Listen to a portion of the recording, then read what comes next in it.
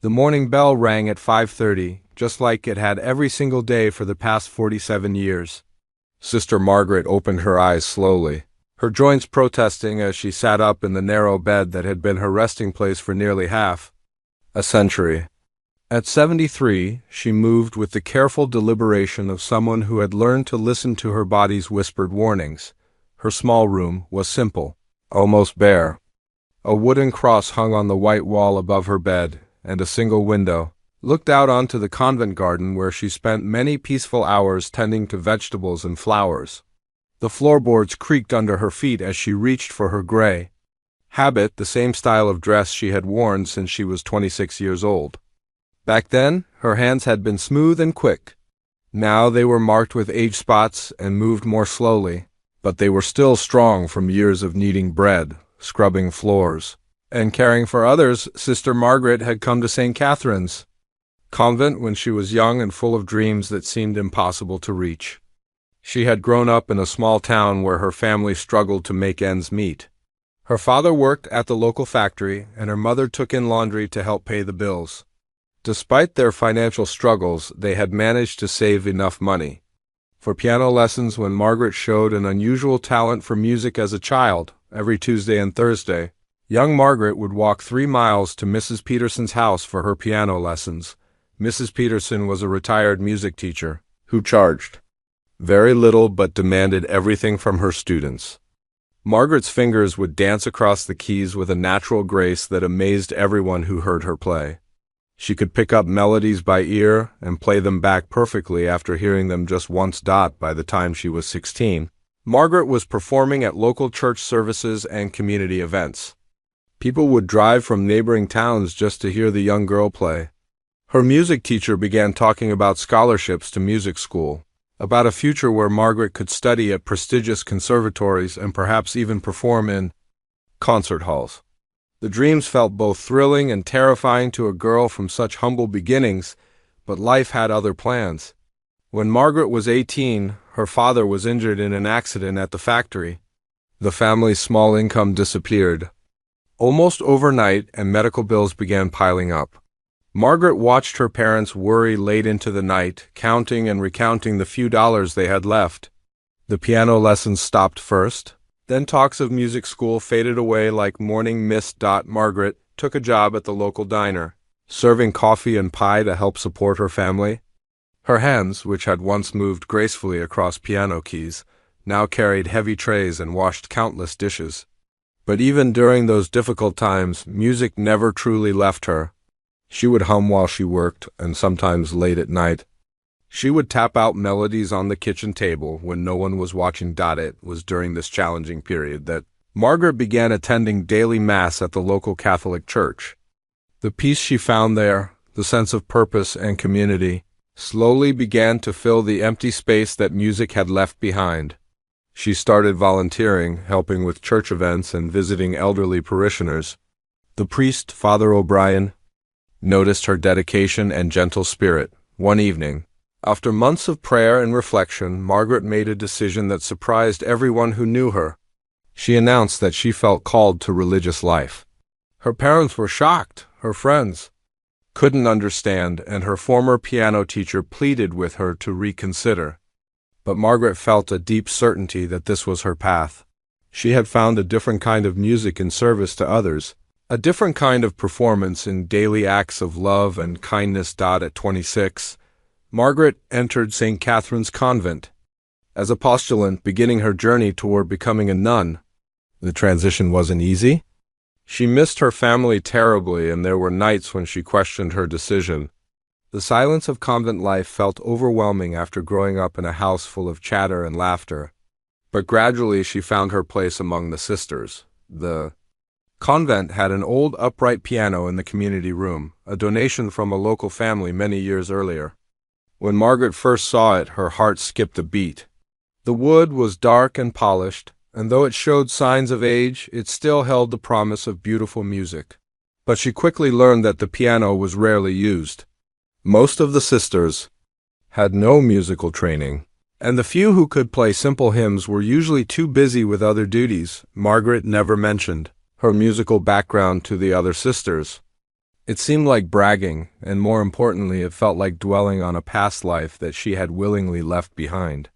When asked about her life before the convent, she would simply say she had worked in a diner and helped care for her family. The truth about her musical gifts remained her secret. Years passed, and Margaret threw herself into convent life with the same dedication she had once given to music. She worked in the kitchen, learning to cook for 30 sisters with limited resources but unlimited creativity. She tended the garden, coaxing vegetables and flowers from the earth with patient care. She took her turn cleaning the chapel, polishing the wooden pews until they gleamed, and arranging fresh flowers from the garden on the altar. The other sisters came to depend on Margaret's quiet competence and gentle humor. She had a way of making even the most tedious chores feel meaningful. When Sister Agnes struggled with arthritis, Margaret would quietly take on extra duties without being asked. When young Sister Claire felt homesick during her first year, Margaret would sit with her in the garden, sharing stories that made her laugh. But sometimes, usually late at night when the convent was silent, Margaret would find herself standing in the doorway of the community room, looking at the piano. Her fingers would unconsciously move as if they were touching keys, playing melodies that existed only in her memory. She never approached the instrument, never lifted the lid to expose the keys beneath. That part of her life was over, she told herself. She had chosen a different path, and she was content with that choice, or so she believed. The truth was more complicated. Music lived inside Margaret like a sleeping giant, quiet most of the time, but never truly gone. When she heard hymns during Mass, her mind would automatically add harmonies and variations.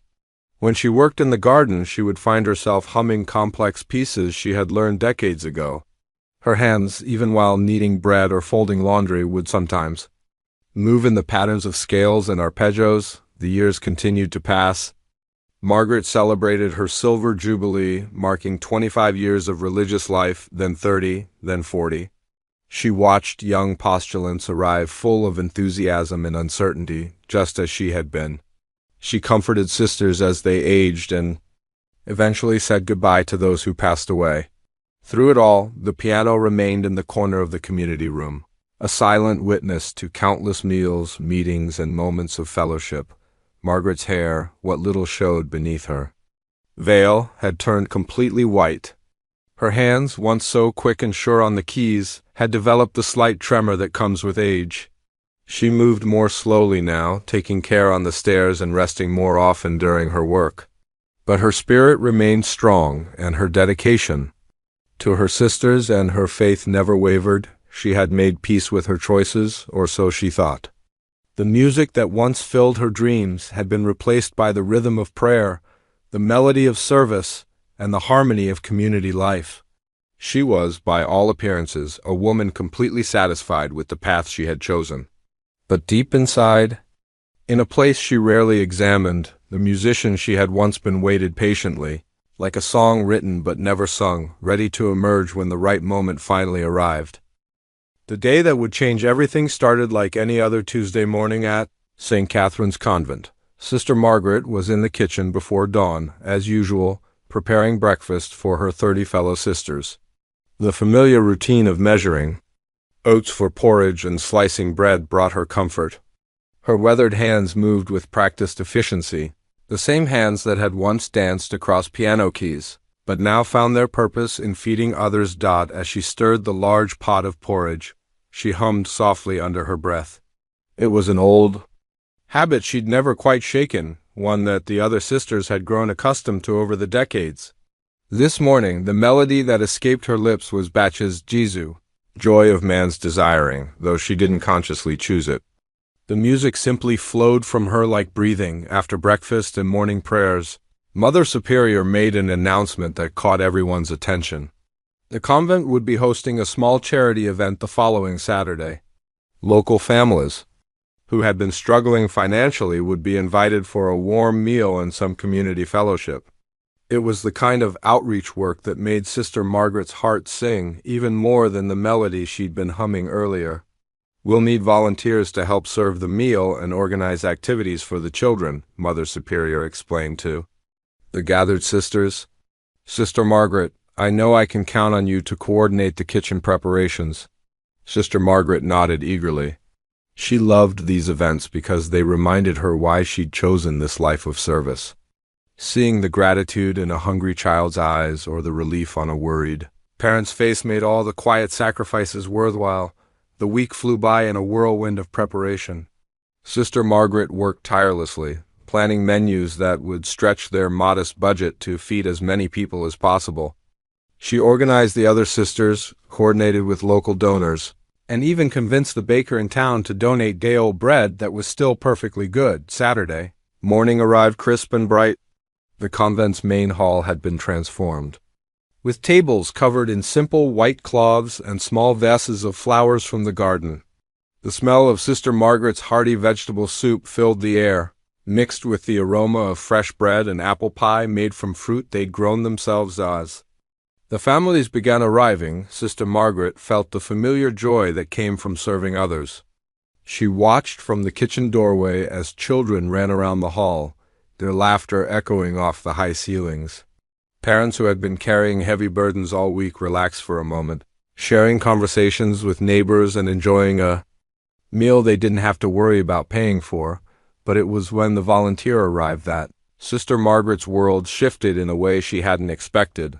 The young woman couldn't have been more than 22, with kind eyes and a nervous smile. She had volunteered through the local community center to help provide entertainment for the children. As she introduced herself to Mother Superior, Sister Margaret learned that she was a music student at the nearby college.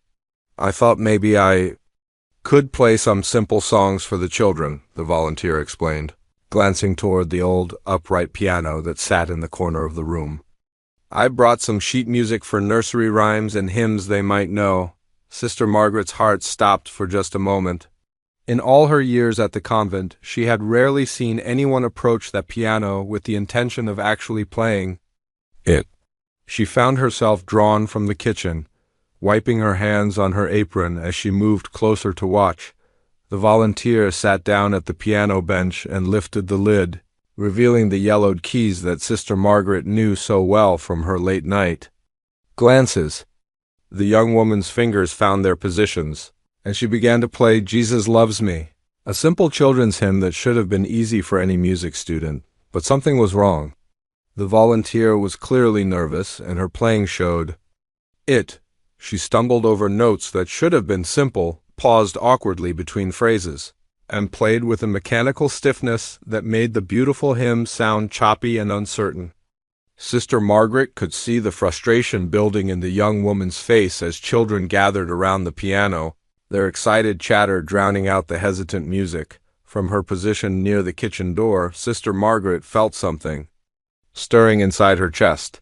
Her fingers, still damp from washing dishes, began moving unconsciously at her sides. Without realizing it, she was playing along with the struggling volunteer, her muscle memory filling in the correct notes, adding the gentle harmonies that would make the simple song soar. The volunteer tried again, this time attempting "Amazing Grace." Sister Margaret's heart ached as she watched the young woman's fingers search for the right keys, missing the emotional depth that could make the beloved hymn touch people's souls. In her mind, Sister Margaret could hear how the song should sound, could feel the way her own fingers would shape each phrase to bring out its meaning. As she stood there, listening to the hesitant music, something happened that Sister Margaret hadn't experienced in decades. Her hands were no longer just unconsciously moving along with the melody, they were practically burning with the need to touch those keys herself. The desire was so strong it was almost physical pain. She remembered suddenly, with startling clarity, the last time she had played piano. It had been the night before she entered the convent 47 years ago. She had gone to her childhood church and asked Father O'Brien if she could play one last time. She had chosen "Amazing Grace," then too, playing it with all the skill and emotion she possessed, as a kind of farewell to the musical life she was leaving behind. Now, hearing the same hymn played so tentatively, she felt as though her younger self was calling to her across the decades. The volunteer finished her short performance to polite applause from the families. But Sister Margaret could see that the young woman knew she hadn't done well. She looked embarrassed and disappointed, quickly closing the piano lid and moving away to help serve dessert. As the afternoon continued, Sister Margaret found herself distracted in a way that was completely unlike her. She served soup and sliced pie and chatted with the families, but part of her mind remained focused on that piano. Every time she passed by it, her eyes would linger on the closed lid, and her fingers would twitch with remembered knowledge. That evening, after the last family had gone home and the dishes were washed and put away, Sister Margaret sat in her small room staring out at the garden. The events of the day had awakened something in her that she thought had been safely buried. The music that had been sleeping in her heart for 47 years was stirring, stretching, demanding attention. She tried to pray, to focus her mind on spiritual matters as she always did before sleep. But instead of peaceful thoughts about her service to God and her sisters, her mind was filled with melodies. She could hear Bach and Chopin, Mozart and Beethoven, all the composers she had once loved so deeply. More than that, she could feel her fingers remembering how to bring their music to life. Unable to sleep, Sister Margaret rose from her bed and moved quietly through the dark corridors of the convent. She told herself she was just going to the kitchen for a glass of water, but her feet carried her instead to the community room where the piano waited in the shadows. The room was dark, except for moonlight streaming through the tall windows. Sister Margaret approached the piano slowly, as if it were a wild animal that might bolt if she moved too quickly. She stood beside it for several minutes, her hand resting on the smooth wood of the lid. Then, almost without conscious decision, she lifted the lid. The keys gleamed pale in the moonlight, ivory and ebony arranged in the familiar pattern that had once been as natural to her as breathing. Her hands trembled as she raised them over the keyboard. For a moment she hesitated. This felt like crossing a line she had drawn 47 years ago, like opening a door she had deliberately closed, but the pull was too strong. Gently, barely breathing, Sister Margaret allowed her fingers to touch the keys. She pressed down on middle C so softly that it barely made a sound. Then D, then E, a simple scale that sent electricity through her entire body. The muscle memory was still there, sleeping but not dead. Her fingers remembered where to go, how to curve, how to find the keys without looking. Emboldened, she played a simple chord, then another. The sound filled the quiet room like a prayer. Without fully realizing what she was doing, Sister Margaret began to play Ave Maria. The melody flowed from her fingers as if 47 years hadn't passed, as if she had been practicing every day instead of kneading bread and tending gardens. The beautiful, haunting notes filled the silence of the convent with a richness and depth that the old piano hadn't produced in decades. As she played, tears began streaming down Sister Margaret's face. They were tears of joy and sorrow mixed together, tears for the music she had given up and the music that had never truly left her. In that moment, she realized that she had been living only part of her life, that there was a piece of her soul she had locked away and forgotten. When the last note faded into silence, Sister Margaret sat perfectly still, her hands resting on the keys. The awakening was complete. The musician who had been sleeping inside the nun was finally fully awake. The morning after Sister Margaret's midnight encounter with the piano, she woke feeling like a completely different person. For the first time in decades, she had dreamed about music. Not the gentle humming that usually filled her daily routine, but real music, complex pieces flowing through her mind with startling clarity. She could still hear the echo of Ave Maria from the night before, and her fingers tingled with the memory of touching those keys again. As she went through her morning routine, Sister Margaret tried to convince herself that the previous night had been a moment of weakness, a brief lapse in the disciplined life she had built over 47 years. She told herself to focus on her duties, to push the music back into the quiet corner of her heart where it belonged. But the feeling wouldn't go away. It was as if someone had lit a candle in a room that had been dark for decades, and now she couldn't stop seeing everything in this new light. During breakfast preparation, she found herself humming more complex melodies than usual. Sister Catherine, who worked alongside her in the kitchen, noticed the change immediately. "You seem different this morning," Sister Catherine observed, pausing in her task of setting out plates for the community breakfast. "More lively somehow." Sister Margaret felt her cheeks warm. Just grateful for another day to serve, she replied. But even she could hear that her voice carried a new energy. The morning proceeded normally until Mother Superior approached her after prayers with an unexpected announcement. Sister Margaret, I have some news from town that might interest you. The community center is organizing their annual talent showcase next month. It's always such a wonderful event for bringing the whole area together. Sister Margaret's heart jumped, though she wasn't sure why. Talent showcases had never particularly interested her before, Mother Superior continued. They're looking for volunteers to help with serving refreshments and organizing the backstage area. I thought you might enjoy contributing to such a positive community event. Of course, Mother Superior, Sister Margaret replied automatically. I'd be happy to help however I can. But as Mother Superior walked away, Sister Margaret realized that wasn't what her heart was saying at all. Something deeper was stirring, something that had nothing to do with serving refreshments or organizing backstage areas. The word talent kept echoing in her mind, bringing with it a flood of memories from her youth when she had performed at community events just like this one. Over the next few days, Sister Margaret found herself thinking about the talent showcase constantly. She tried to focus on her regular duties, but her mind kept wandering to possibilities she knew she shouldn't be considering. What would it feel like to sit at a piano in front of an audience again? Could her fingers still handle complex pieces after so many years? Did she even remember enough music to perform? The questions tormented her during the day and kept her awake at night. She found herself making excuses to walk past the community room where the piano sat, always closed, always waiting. Each time she passed it, the pull grew stronger. On Thursday morning, while she was hanging laundry in the garden, Sister Margaret overheard two of the younger sisters talking about the talent showcase. I heard there's going to be singing, dancing, even some poetry reading, Sister Anne was saying as she pinned a sheet to the clothesline. The whole community gets involved. Families come from 3 towns over. It sounds wonderful, Sister Claire replied. I wish I had some kind of talent to share. It must feel amazing to have a gift that can bring joy to so many people. Sister. Margaret's hand stilled on the wet cloth she was holding. A gift that can bring joy to so many people. The words hit her like a physical blow. She had spent her entire adult life finding ways to serve others, to bring comfort and help to those who needed it. But she had never considered that her music might be a form of service too. That afternoon, while the other sisters were resting, Sister Margaret found herself standing outside Mother Superior's office. Her heart was pounding so hard she was sure it could be heard through the heavy wooden door.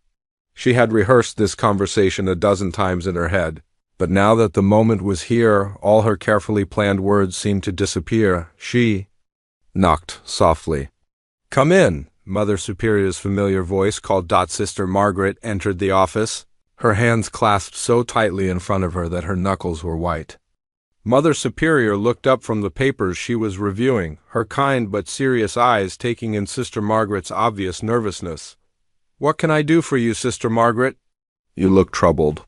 Sister Margaret took a deep breath, trying to find courage she wasn't sure she possessed. Mother Superior, I wanted to talk to you about the talent showcase at the community center. Oh, yes, have you decided which areas you'd like to volunteer in? I'm sure they could use help in the kitchen. Actually, Sister Margaret interrupted, then immediately apologized for her boldness. I'm sorry, Mother Superior. What I meant to say is, I was wondering if it might be possible for me to participate in the showcase itself. Mother Superior's eyebrows rose in surprise. In all the years she had known Sister Margaret, she had never known her to seek any kind of attention or recognition. Participate? How, Sister Margaret? Do you have some talent I'm not aware of? This was the moment Sister Margaret had been dreading and anticipating in equal measure. Taking another deep breath, she said, I can play piano, Mother Superior. I used to play. When I was young, before I entered the convent, I thought perhaps I could play a hymn or two, something that might bring comfort to the families who attend. The silence that followed seemed to stretch forever. Mother Superior set down her pen and studied Sister Margaret's face carefully. When she finally spoke, her voice was gentle but firm. Sister Margaret, I had no idea you had musical training. That's quite a surprise after all these years. She paused, choosing her words carefully. But I'm concerned about this request. We have lived a life of humility and service here. Performing in public, especially at your age and after so many years away from music, seems inappropriate somehow. Sister Margaret felt her heart sinking, but she pressed on. I understand your concerns, Mother Superior, but I thought that perhaps sharing music could be another form of service. The showcase is for charity, to help the homeless shelter.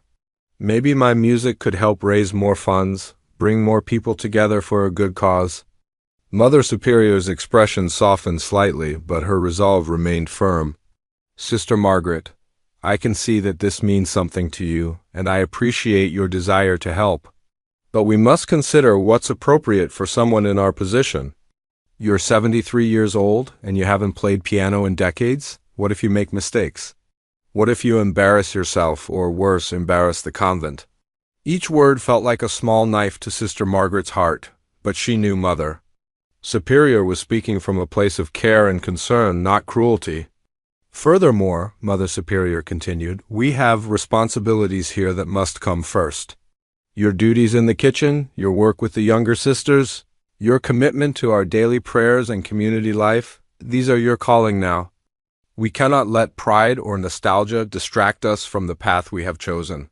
Sister Margaret nodded, understanding the wisdom in Mother Superior's words even as they crushed the hope that had been growing in her heart. You're right, of course. I apologize for even suggesting such a thing. I don't know what came over me. There's nothing to apologize for, Mother Superior said kindly. It's natural to remember our past lives sometimes, especially as we age. But we must remember that we left those lives behind for a reason. Our calling is here, in service to God and to each other. As Sister Margaret left the office, she felt deflated and confused. She had expected the rejection, but actually hearing it spoken aloud made it real in a way that hurt more than she had anticipated. She walked slowly back to the kitchen, where she began preparing vegetables for dinner with mechanical precision, but even as she accepted Mother Superior's decision, she couldn't shake the feeling that something important had awakened inside her. The music that had been sleeping for 47 years was now fully awake, and it seemed impossible to put it back to sleep. That evening, during communal recreation time, Sister Margaret sat with her fellow sisters in the community room, trying to focus on the quiet conversations and simple activities that usually brought her peace. But her eyes kept drifting to the piano in the corner, and her fingers kept moving unconsciously in her lap. Sister Catherine noticed her distraction. Is everything all right, Sister Margaret? You seem far away tonight? Just thinking about the talent showcase, Sister Margaret replied honestly. It sounds like it will be a wonderful event for the community. Oh, yes, agreed Sister Ruth, an elderly sister who had been at the convent even longer than Sister Margaret.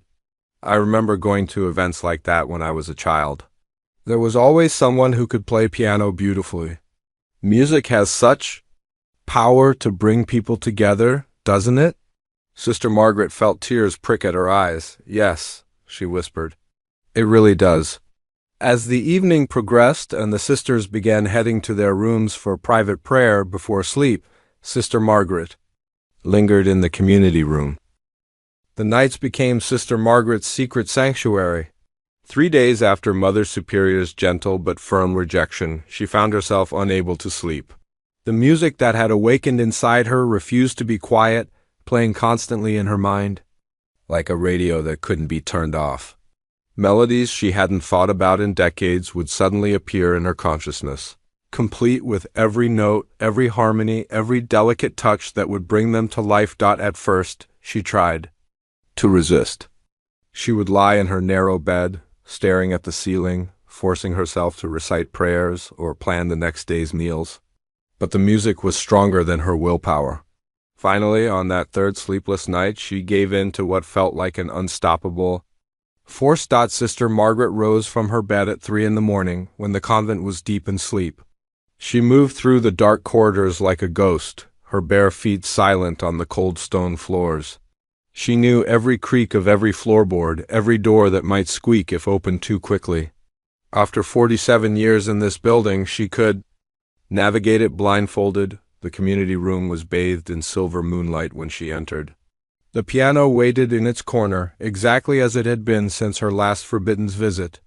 But this time, Sister Margaret didn't hesitate. She went straight to the bench, lifted the lid with practiced quiet, and placed her hands on the keys. She started with something simple, a basic scale that would help her remember how her fingers should move. The sound was so soft it was barely a whisper, but to Sister Margaret it might as well have been a full orchestra. Each note sent electricity through her entire body, awakening muscles and memories that had been dormant for decades. Then she tried a simple hymn, "How Great Thou Art," playing it so quietly that someone standing outside the room wouldn't have heard it. But the gentleness of her touch didn't diminish the emotion she poured into every note. Tears streamed down her face as she played, tears of joy and sadness mixed together, in a way that only music could create. That first secret session lasted only 15 minutes. Sister Margaret was too nervous, too afraid of being caught, to stay longer, but as she crept back to her room, she felt more alive than she had in years. The music had awakened something in her soul that she had forgotten existed. The next night she stayed a little longer. And the night after that, longer still. Within a week, Sister Margaret had established a routine that felt both thrilling and terrifying. Every night after the convent had settled into deep sleep, she would make her silent journey to the community room. She began to remember pieces she thought she had forgotten completely. Her fingers, though older and stiffer than they had once been, gradually began to regain their flexibility and strength. She started with simple pieces, hymns and folk songs that didn't require too much technical skill. But as her confidence grew, so did her ambition. One night she attempted Chopin's Minute Waltz, playing it so slowly and carefully that it took nearly 5 minutes instead of 1. The melody flowed from her fingers like water, each note perfectly placed, despite the decades that had passed since she last played it. Another night, she tackled Bach's Prelude in C major, a piece she had learned as a teenager. The mathematical precision of Bach's composition seemed to unlock something in her muscle memory, and soon she was playing with a fluidity that amazed her. It was as if her hands remembered not just the notes but the very essence of how each composer should sound. The most magical night came 2 weeks into her secret practice routine. Sister Margaret had been working on Debussy's Clair de Lune, one of the most beautiful pieces ever written for piano. The gentle, flowing melody seemed perfect for her careful, quiet playing style. As she played the haunting opening notes, she lost herself completely in the music. For those few minutes, she wasn't a 73-year-old nun in a convent. She was every age she had ever been when music was part of her life. She was 16, playing for her church congregation and feeling their amazement at her talent. She was 18, dreaming of conservatories and concert halls. She was 25, saying goodbye to music forever on her last night as a secular woman. The piece built to its emotional climax, and Sister Margaret found herself playing with more volume and intensity than she had risked before. The notes filled the community room with their ethereal beauty, and for a moment she forgot where she was entirely. It was only when she reached the final, dying notes of the piece that reality came crashing back. She had been playing too loudly. Much too loudly. Sister Margaret's hands froze above the keys, her heart pounding so hard she was sure it could be heard throughout the building. She listened intently for any sound of movement, any indication that she had woken someone. The silence stretched on for what felt like hours but was probably only minutes. Finally, convinced that she had escaped detection, Sister Margaret closed the piano lid and hurried back to her room. But the fear of being caught had been replaced by something even stronger, the absolute certainty that she couldn't stop. Music had reclaimed its place in her life, and no amount of guilt or fear could make her give it up again. Her secret sessions became longer and more daring. She began practicing pieces that required real technical skill, Rachmaninoff's haunting melodies, Mozart's precise elegance, even some of the simpler Liszt pieces that had once been her favorites. Her fingers, though no longer young, proved remarkably adaptable. The muscle memory was still there, waiting to be awakened. But with increased skill came increased volume. Sister Margaret found it nearly impossible to play emotional pieces quietly. Music demanded expression, demanded the full range of dynamics that made it meaningful. She began taking greater risks, playing with more intensity, letting herself get lost in the beauty of the sound. During the day, she tried to act normally, but the other sisters began to notice changes in her behavior. Sister Catherine commented on how energetic she seemed despite the dark circles under her eyes. Sister Ruth mentioned that she had been humming more complex melodies than usual while she worked. Even Mother Superior gave her a few searching looks, as if trying to solve a puzzle she couldn't quite identify. "You seem different lately, Sister Margaret," Mother Superior said one afternoon as they worked together in the garden. "More restless." "Perhaps." Sister Margaret's heart jumped, but she managed to keep her voice steady. "Just feeling grateful for all of God's blessings, Mother Superior." Sometimes gratitude makes one feel more alive. It wasn't entirely a lie. She was grateful. Grateful for the rediscovery of a part of herself she thought was lost forever. But she was also living with the constant stress of maintaining her secret, and it was beginning to show. The dangerous game continued for 3 weeks. Sister Margaret's playing improved dramatically, her repertoire expanded, and her joy in the music grew stronger each night. She began to fantasize about actually performing again, imagining herself at that talent showcase, sharing her gift with an audience who would understand and appreciate what she was doing, but she also knew she was walking a tightrope. Each night brought the risk of discovery, and she could see that her daytime behavior was becoming harder to explain. The other sisters were beginning to ask more questions, and Mother Superior's concerned glances were becoming more frequent. The secret was becoming too big to contain, and Sister Margaret found herself caught between two impossible choices: give up the music that had become as necessary to her as breathing, or find a way to continue that wouldn't eventually expose her forbidden activities. As she lay in bed each morning after her secret practice sessions, exhausted but exhilarated, Sister Margaret knew that something would have to change soon. She couldn't maintain this double life indefinitely. The music inside her had grown too strong, too demanding, to be contained by stolen moments in the dark, but she also knew that she would rather face whatever consequences might come than give up her music again. For the first time in 47 years, she felt completely alive, completely herself. Whatever happened next, she was ready to face it rather than return to the silent life she had been living. The awakening was complete, and there could be no going back to sleep. The morning that would change everything forever started with Sister Margaret feeling more confident than she had in weeks. Her secret practice sessions had been going so well that she was beginning to think she might never be caught.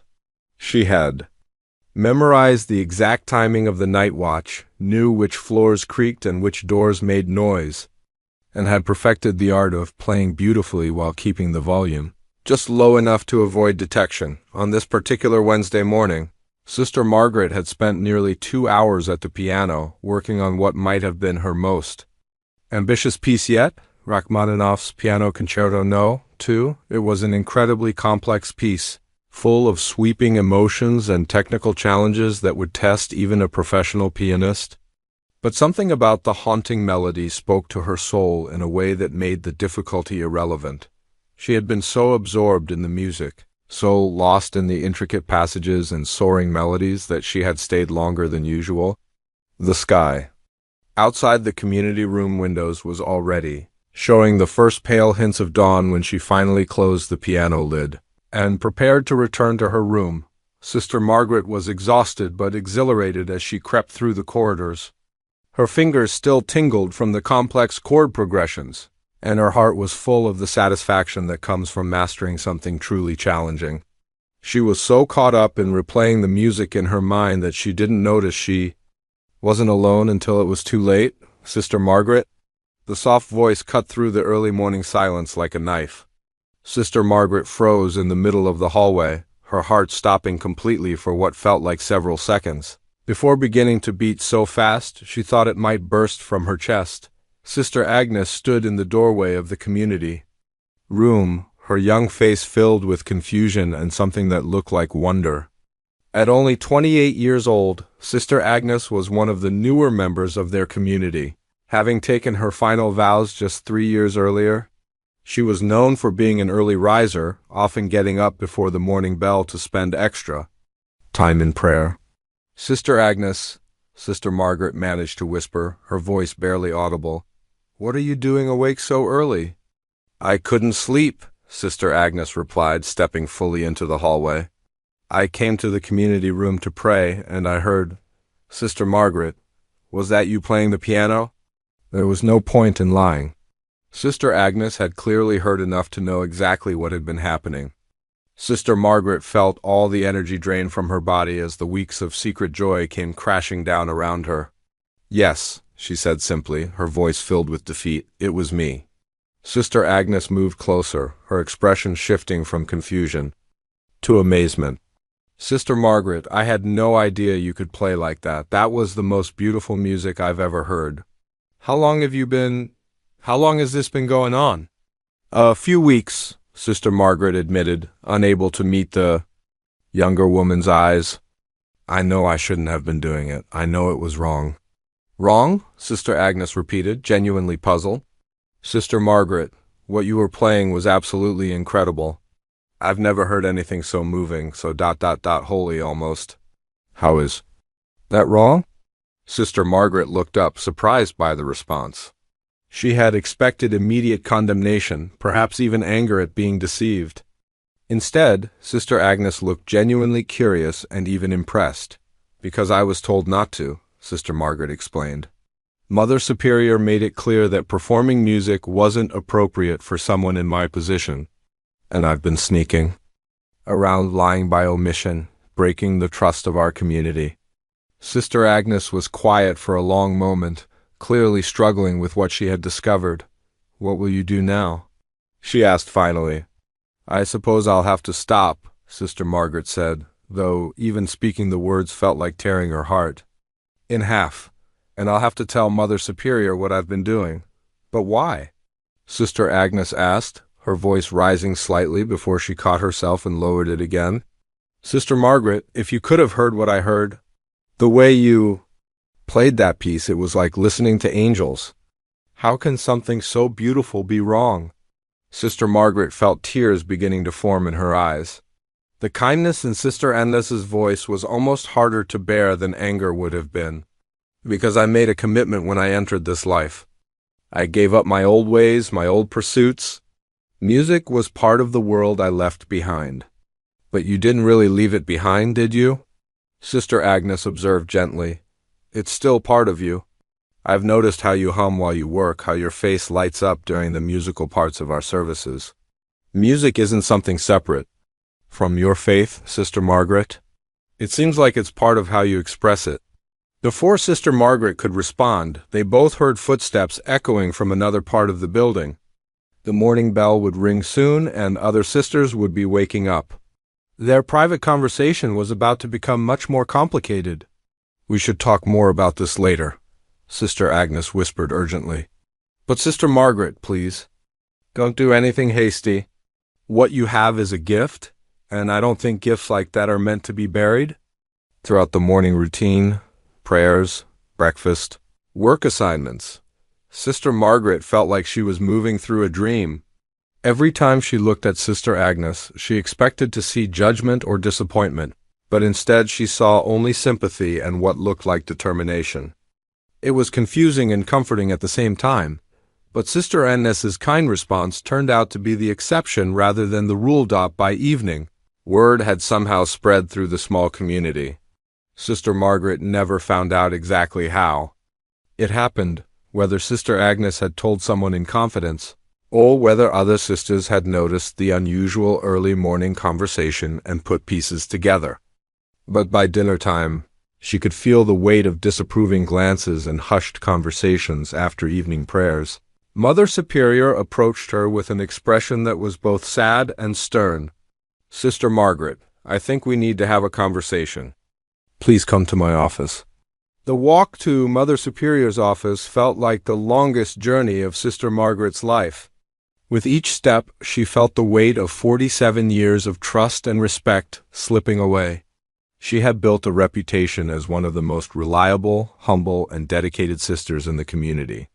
Now, all of that seemed to be crumbling because she couldn't resist the call of music.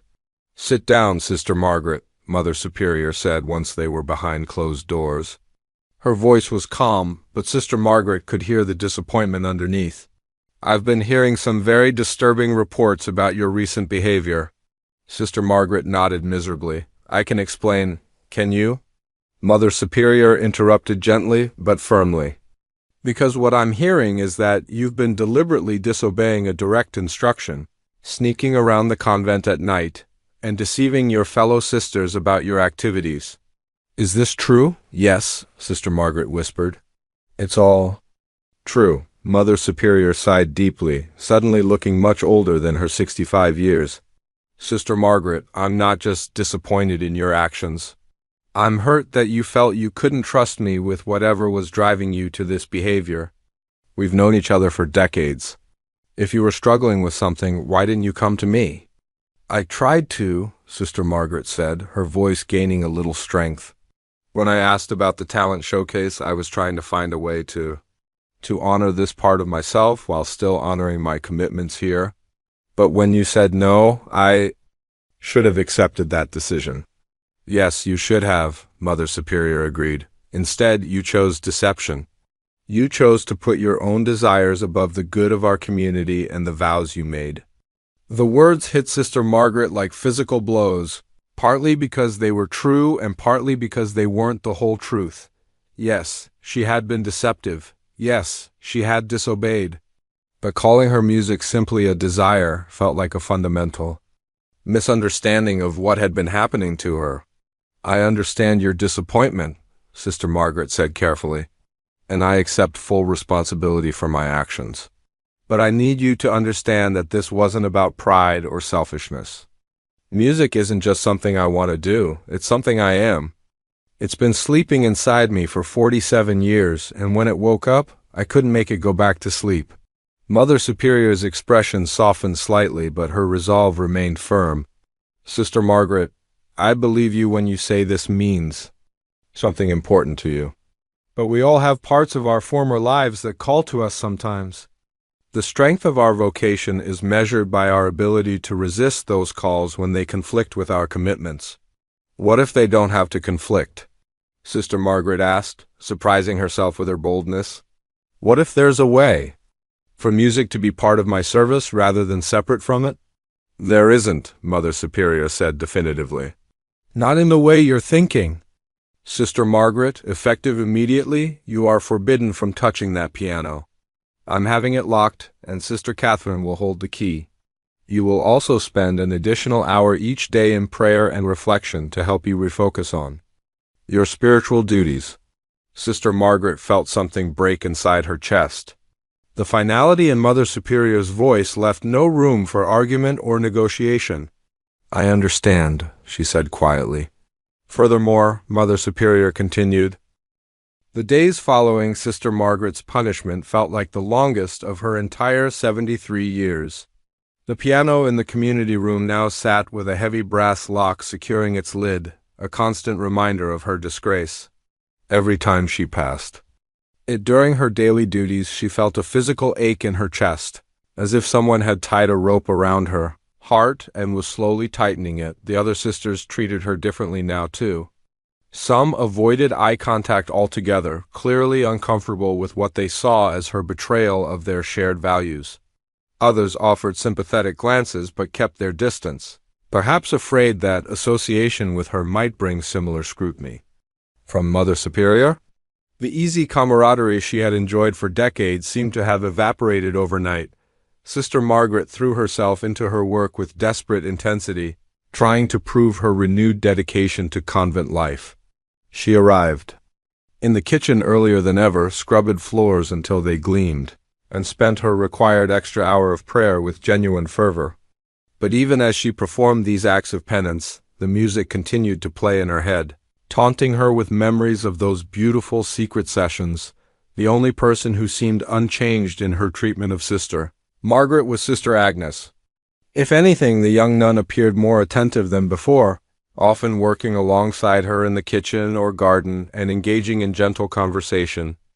But it was during these conversations that Sister Margaret began to notice something curious. Sister Agnes kept bringing up topics related to music and calling. "I was thinking about our morning prayers today," Sister Agnes said one afternoon, as they weeded the vegetable garden together. "The way Sister Ruth's voice carries that alto harmony in Be Thou My Vision, it's so beautiful how each voice contributes something unique to make the whole song more powerful." Sister Margaret nodded absently, not sure where the conversation was heading. "It made me wonder," Sister Agnes continued, "about all the different ways people can serve God. I mean, we serve through cooking and cleaning and prayer, but surely musicians and artists and writers are serving too, aren't they? Using their gifts to bring beauty into the world?" These weren't casual observations, Sister Margaret realized. Sister Agnes was deliberately trying to get her to think about music and calling in a new way. But she didn't understand why until several days later, when Sister Agnes approached her with an unusual request.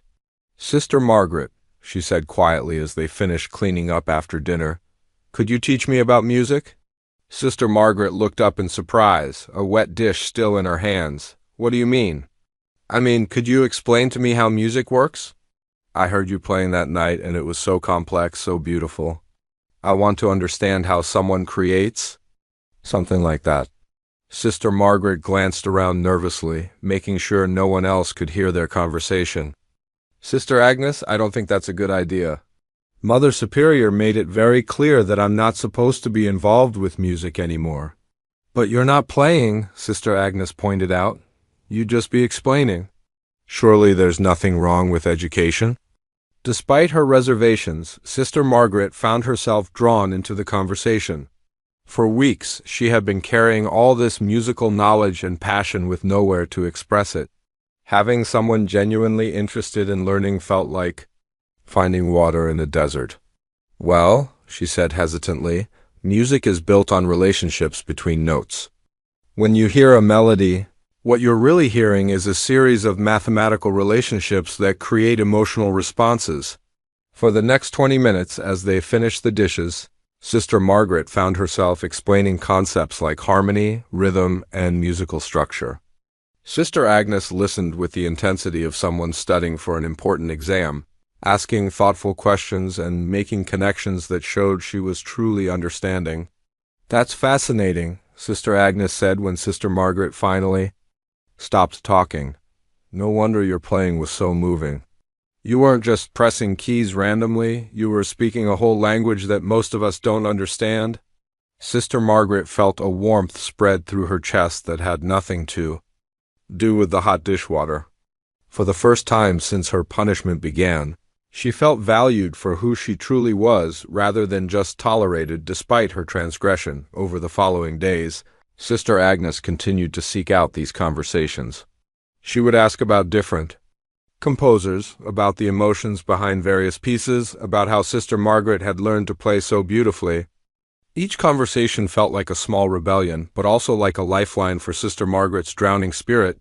It was during one of these discussions, about a week after they had started, that Sister Agnes made a confession that changed everything. "Sister Margaret," she said, looking around to make sure they were alone in the garden, "I need to tell you something. That morning when I found you at the piano, I didn't just happen to wake up early." Sister Margaret paused in her weeding, sensing that something important was coming. "I had been hearing music for several nights," Sister Agnes continued. "Beautiful, haunting music drifting through the halls. At first, I thought I was dreaming, but it kept happening. So that morning I got up specifically to investigate. I wanted to know where such incredible music was coming from." Sister Margaret felt her cheeks burn with embarrassment. "I thought I was being so careful with the volume." "You were," Sister Agnes assured her quickly. "Anyone else would have assumed it was their imagination or maybe music from outside. But I'm a light sleeper, and something about those melodies. was so compelling that I had to know their source. Sister Agnes paused, seeming to gather courage for what she wanted to say next. Sister Margaret, what I heard that night, and what you've explained to me about music since then, has made me think a lot about gifts and calling. I don't think God gives people talents just so they can bury them. But I chose to bury mine, Sister Margaret said quietly. When I entered this life, I made that choice willingly. Did you really choose to bury it? Sister Agnes challenged gently. Or did you choose to use it differently? Because listening to you play, hearing the reverence in your voice when you talk about music, that doesn't sound like someone who abandoned her gift. That sounds like someone who has been nurturing it privately all these years. Sister Margaret had never thought about it that way before. She had always seen her musical knowledge as a remnant from her former life, something to be minimized and ignored. But Sister Agnes was suggesting that it could be something else entirely, a continuing part of her spiritual journey rather than a distraction from it. I've been thinking, Sister Agnes said, her voice dropping to barely above a whisper, about the talent showcase at the community center. Sister Margaret's head snapped up in alarm. Sister Agnes, no. Mother Superior was very clear about that. Hear me out, Sister Agnes said urgently. What if there was a way for you to share your music without directly disobeying Mother Superior? What if someone else entered you in the showcase? That would still be going against her wishes, Sister Margaret protested, though she could feel her heart beginning to race at the possibility. Would it? Sister Agnes asked. She forbade you from pursuing music as a personal ambition. But what if this wasn't about personal ambition? What if it was about service to the community, about using your gift to help others? Sister Margaret stared at the young nun, amazed by both her boldness and her reasoning. What exactly are you suggesting? Sister Agnes took a deep breath. I'm suggesting that I call the community center and enter your name in the talent showcase. Not as Sister Margaret pursuing personal glory, but as a representative of St. Catherine's Convent, sharing music as a form of ministry. The idea was both thrilling and terrifying. Sister Margaret could imagine herself at that piano, finally able to share her music with an audience again. But she could also imagine Mother Superior's reaction if she found out. It's too risky, she said finally. If Mother Superior discovered what we had done, the consequences would be severe. For both of us. Maybe, Sister Agnes acknowledged. But Sister Margaret, I've been watching you since that night. You're withering away. The life is going out of you day by day.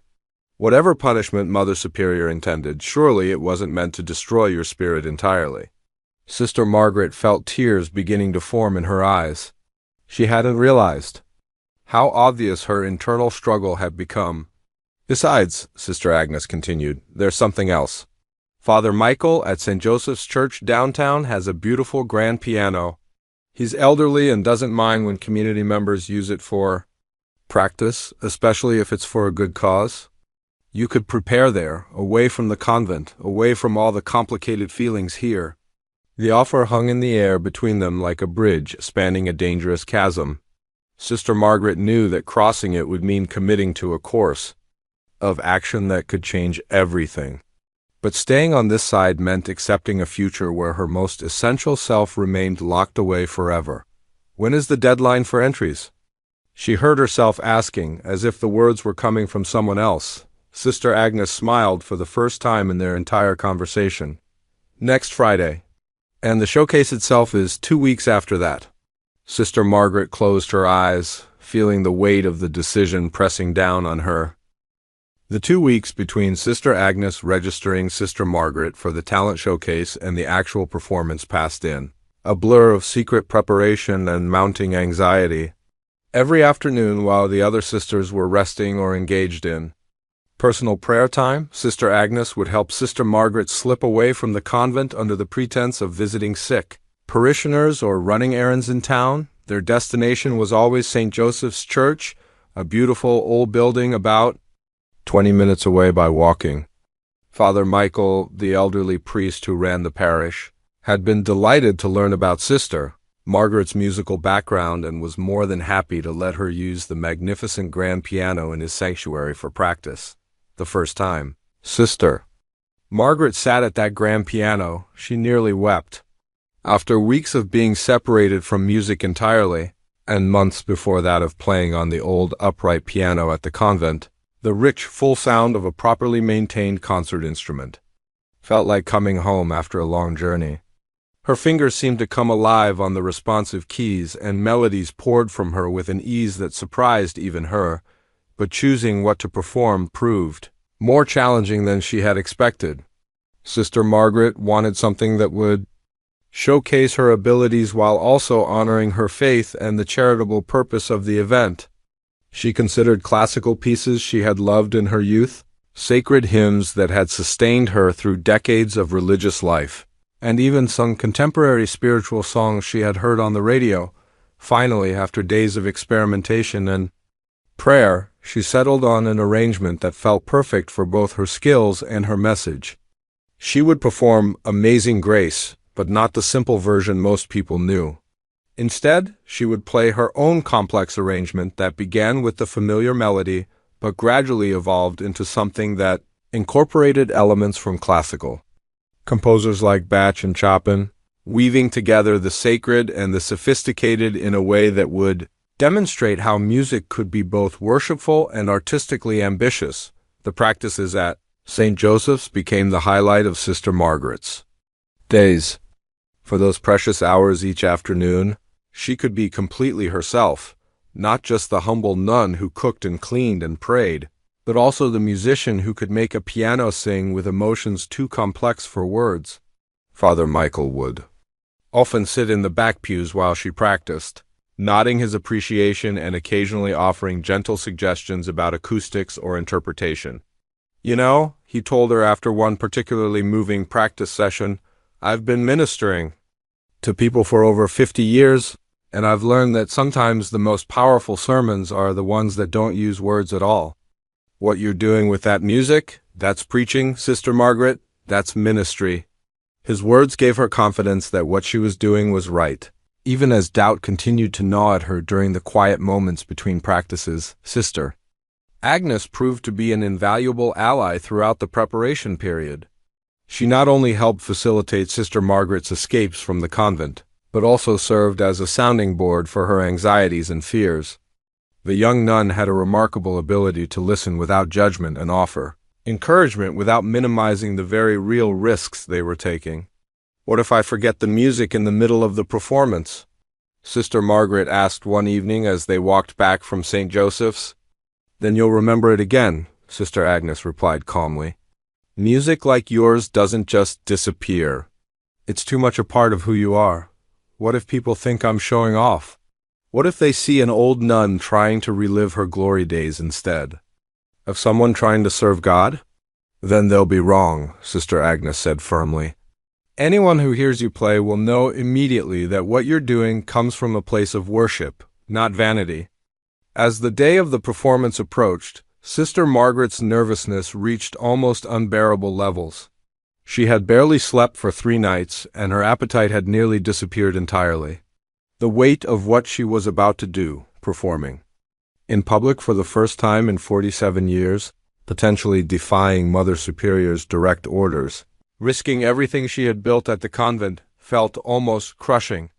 The night before the showcase, Sister Agnes came to her room after evening prayers. "I have something for you," she said quietly. Pulling a small wrapped package from beneath her habit, Sister Margaret opened it carefully and found a delicate silver pin in the shape of a musical note, clearly handmade by someone with limited resources but unlimited love. "I made it in the craft room during free time," Sister Agnes explained. "I thought you might want to wear it tomorrow night, as a reminder that music and faith aren't opposites, they're partners." Sister Margaret felt tears spring to her eyes as she pinned the small symbol to the inside of her habit, where it would be hidden from view but close to her heart. The day of the performance dawned gray and drizzly, matching Sister Margaret's mood perfectly. She moved through her morning duties like a sleepwalker, barely speaking to anyone and jumping at every sound. Several times she considered backing out entirely, telling Sister Agnes that they should call the whole thing off. But then evening came, and it was time. Sister Agnes had arranged for them to leave the convent during dinner, when the confusion of meal service would help mask their absence. Sister Margaret felt like she was walking to her execution as they made their way through the early evening darkness toward the community center. The building was already bustling with activity when they arrived.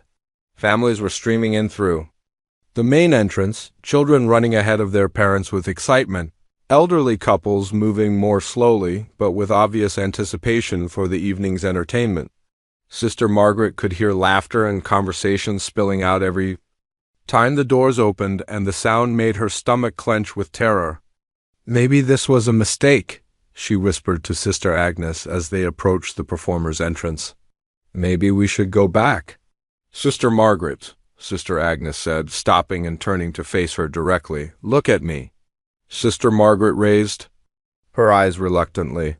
"You have spent 47 years serving God through humble, quiet work. Tonight you have the chance to serve Him through the gift He gave you before you ever set foot in a convent. Both kinds of service matter. Both kinds. Honor Him." Taking a deep breath, Sister Margaret nodded and followed Sister Agnes through the stage door. Backstage was a chaos of performers preparing for their acts. Children in dance costumes ran around while their mothers tried to apply makeup and fix hair. A man in a cowboy hat tuned his guitar in one corner, while a woman in a flowing dress practiced scales nearby. Sister Margaret felt completely out of place in her simple gray habit among all the colorful costumes and nervous energy when her name was called. Sister Margaret's legs almost refused to carry her to the stage. Sister Agnes gave her hand a quick squeeze and whispered, "Remember, this is worship. This is love made audible." The stage lights were brighter than Sister Margaret had expected, and for a moment she couldn't see the audience at all beyond the glare. She walked slowly to the beautiful baby grand piano that sat center stage, its polished surface reflecting the overhead lights like still water. As her eyes adjusted, she began to make out faces in the crowd. The community center was packed, easily 300 people filling every seat and lining the walls. She saw families with small children, teenagers who had clearly been dragged there by their parents, elderly couples holding hands, and people of all ages in between. Some looked curious, others polite but skeptical. A few seemed to be wondering what an elderly nun was doing on a talent showcase stage.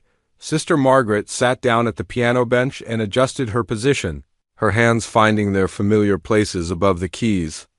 The audience fell silent, waiting to see what this unexpected performer would do.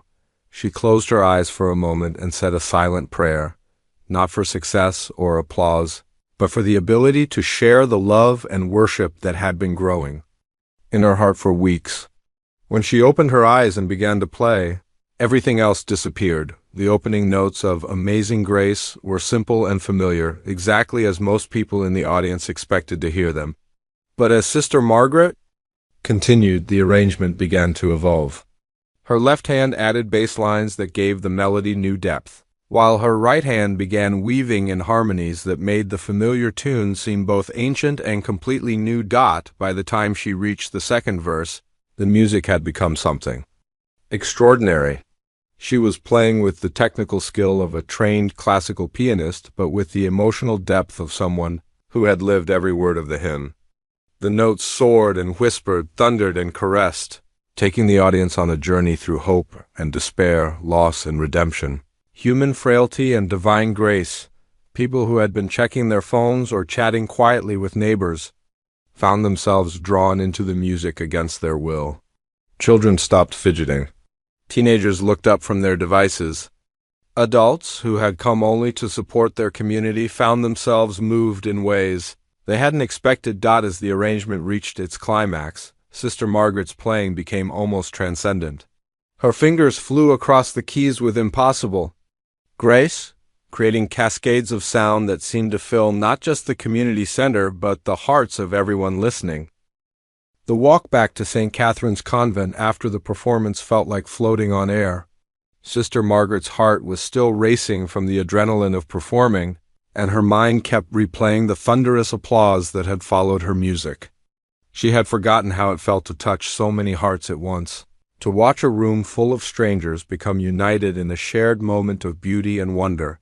Sister Agnes walked beside her in comfortable silence, both women understanding that they had just witnessed something special. The evening air was crisp and clean, and the stars seemed brighter than usual, as if the universe itself was celebrating what had just occurred.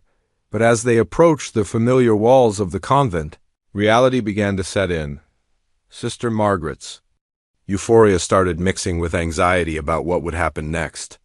They had agreed that no one else at the convent would know about the performance, but keeping such a secret seemed almost impossible now.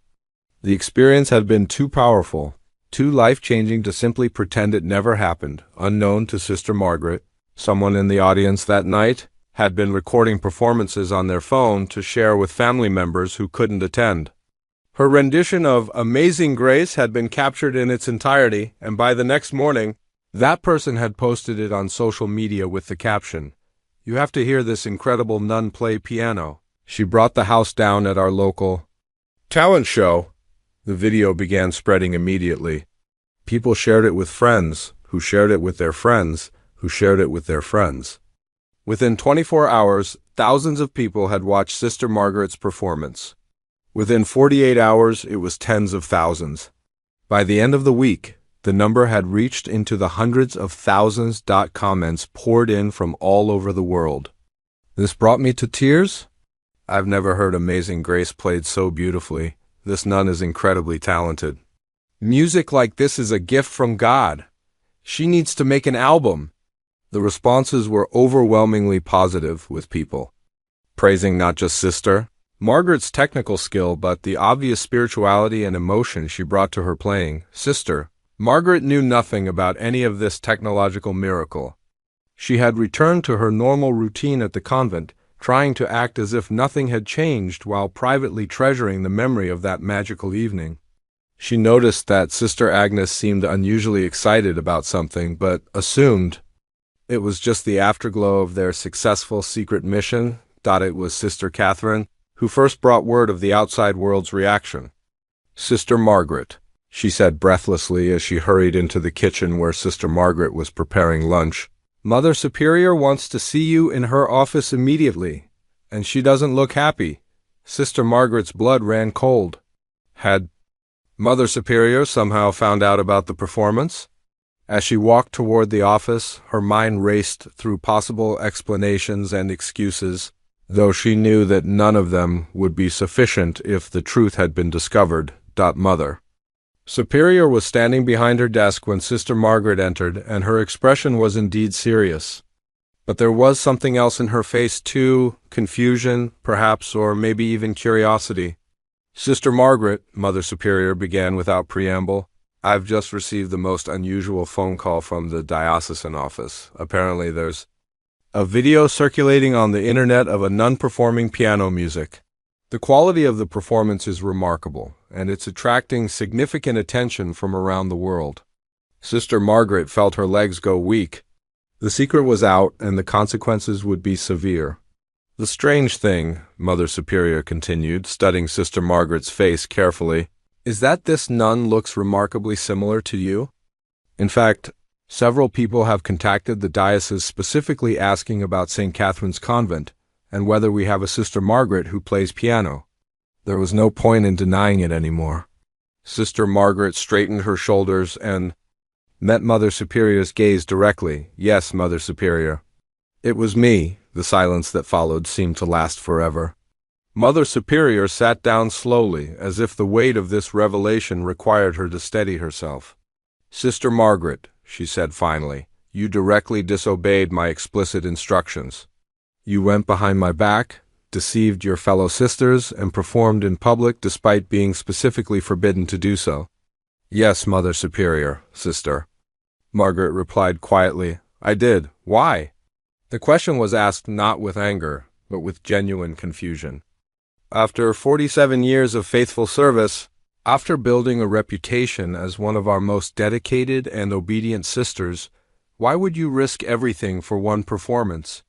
Sister Margaret had been dreading this question, but now that it was asked, she found the answer came easily.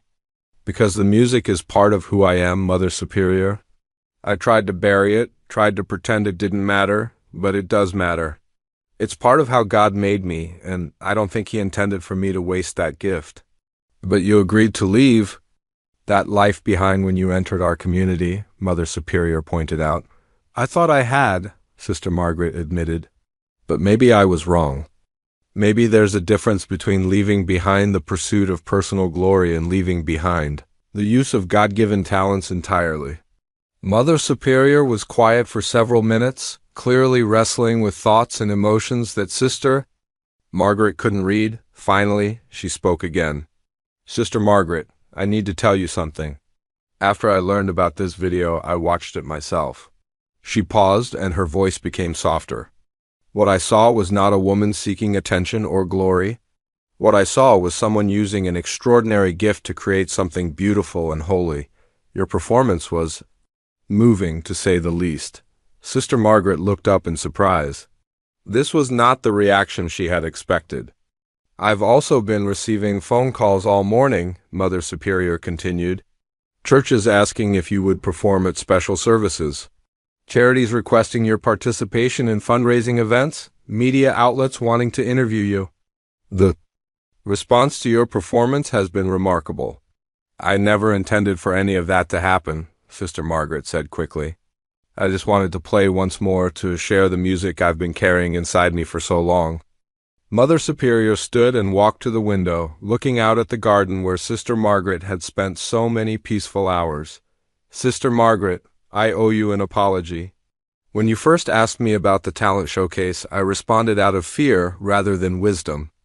I was afraid of change, afraid of what it might mean for our community if one of our sisters stepped outside traditional boundaries. Sister Margaret could hardly believe what she was hearing.